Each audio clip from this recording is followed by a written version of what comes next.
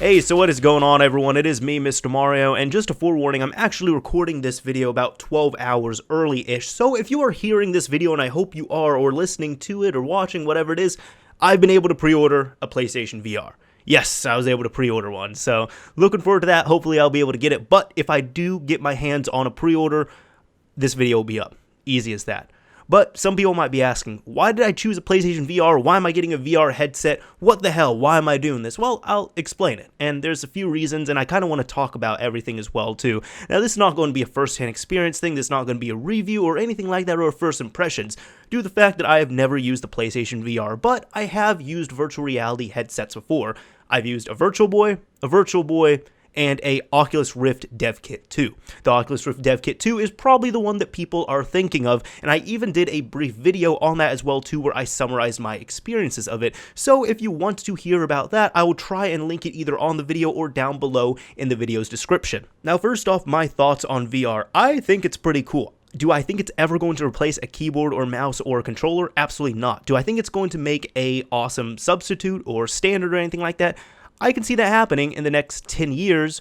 I can see something like Ready Player One going on, where if you have not read that book, phenomenal book. But if you have not read that book, it is essentially about the internet just being all through virtual reality in the future. I can imagine it being kind of like Sword Art Online, but I can also imagine this being used for a multitude of other different things. For gaming, I think it would be cool, but it has to come a long way with many other things, and one of them mainly being the comfort of it all and how easy it would be to use. You see, this is actually one reason why I steered more towards the PlayStation VR over the Oculus Rift or the HTC Vive or the Gear or anything like that. First off, with any type of mobile virtual reality headset, I'm not really, it doesn't interest me, to be honest. I don't really feel like using my phone in VR. That's it. I just don't have the interest there.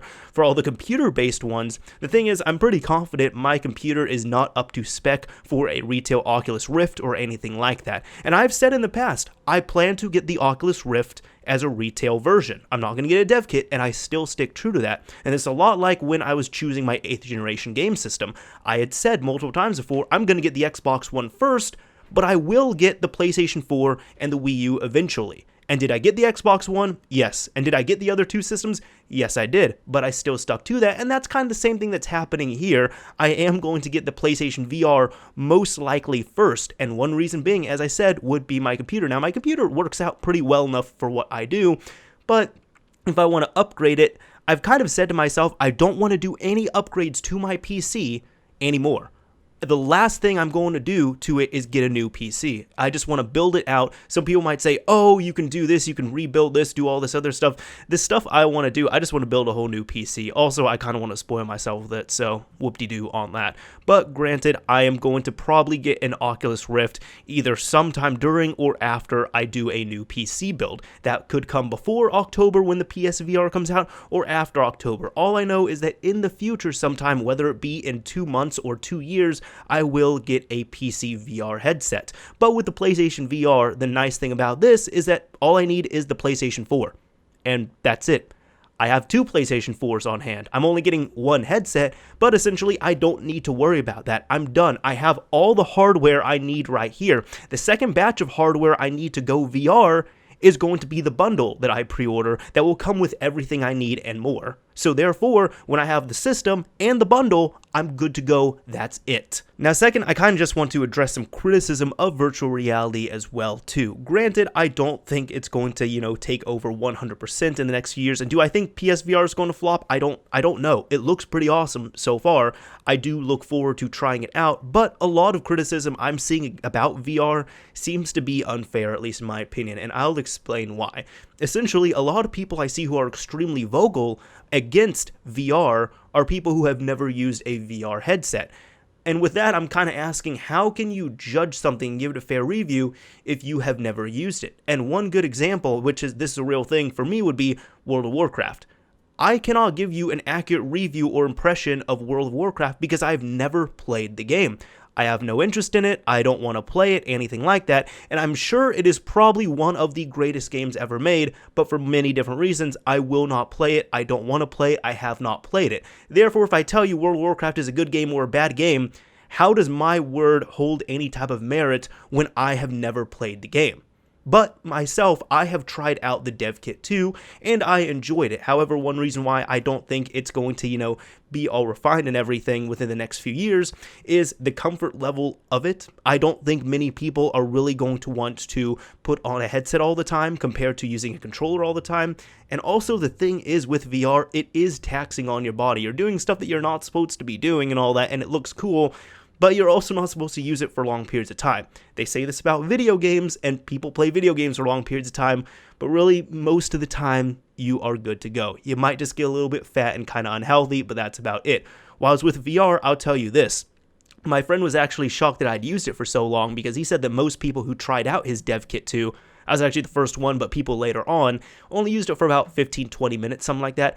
I used it for about an hour straight. Granted, we played different games, but I used it for about an hour.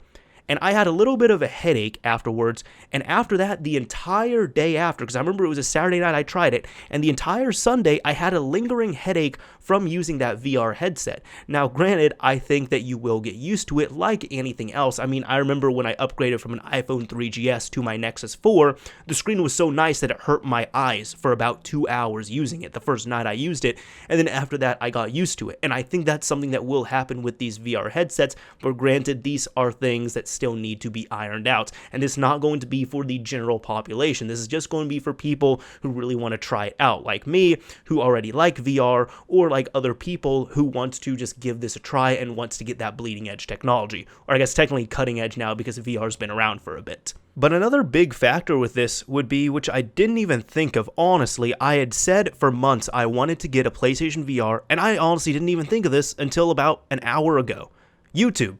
That's another thing. As you all know, I cover a variety of many different gaming-related things here on YouTube, and that's actually one main reason why I actually got the PS4 and Wii U a lot faster than I would have, because honestly, if I wasn't doing this YouTube thing, I would have probably waited longer to get those other two systems, but because of YouTube and because I wanted to, show gameplay, capture gameplay, and give my thoughts and opinions on these game systems, as well as have first-hand experiences with them on a technical level so I could report back on it, I got the hardware, because how am I supposed to do that if I don't have the hardware? And again, how is my opinion going to be valid if I'm talking about something if I don't have the hardware? Now, some people might be saying, oh, so you're just buying it so other people will say that your opinion is valid. No, I'm really not. I'm going to use it. I'm going to enjoy it, and that's what I've done with my other game systems, but more, if you know, I've done videos where I've compared features on the PlayStation 4 or Xbox One, or, PS4 versus Xbox One versus Wii U, controller-wise, gameplay-wise, whatever it is, what I think might be better, what I think will be good for a certain audience, and I cannot accurately do those videos without having the hardware on hand and utilizing it, and I also enjoy making those videos, so that helps out. So with PlayStation VR, I will be able to make videos about it. I'll be able to show you all and share all this. Plus, there's some stuff that seems pretty cool. Now, I know they're going to have a demo disc on there that will come with a bunch of stuff. And also, one of my favorite games on the PS4 is Until Dawn, and they are going to be doing a VR spin-off of that. They're also doing Paranormal Activity, I believe, from what I saw, so that's going to be pretty neat. I mean, for horror games, it's going to be awesome, and I haven't even really looked at the full specifications or the full feature set on it. Reason being is that I already knew I was going to get a VR headset. As I said, immediately after I used the dev kit 2, I said, I want to get a headset. I want to get an Oculus Rift, but I'm going to wait until retail. But until I get a computer that I feel like would be safely capable of giving me a really nice Oculus Rift experience, I'll have the PlayStation VR and it'll work out well enough for what I want it to do. But finally, the last thing I really want to talk about would be the price point. What do I think of it? Well, I would have gotten the bundle, which would be $500, that will come with the headset, all the necessary things you need for it, 2 Move controllers, a demo disc with preliminary games and stuff to start you out with, and of course a PlayStation camera. Assuming that you have everything else, like a PS4 console with the cables and controllers and all that stuff, you should be good to go right off the bat as long as you have those 2 things. Or at a later date, the PlayStation VR headset alone is going to be $400. Now, I think that's fine. I think they hit the nail on the head with the pricing right there. And some people are saying, oh, it's too much because you're going to pay $500 for the bundle, then you have to pay $350 or $400 for the PlayStation 4 itself, and that's not including tax.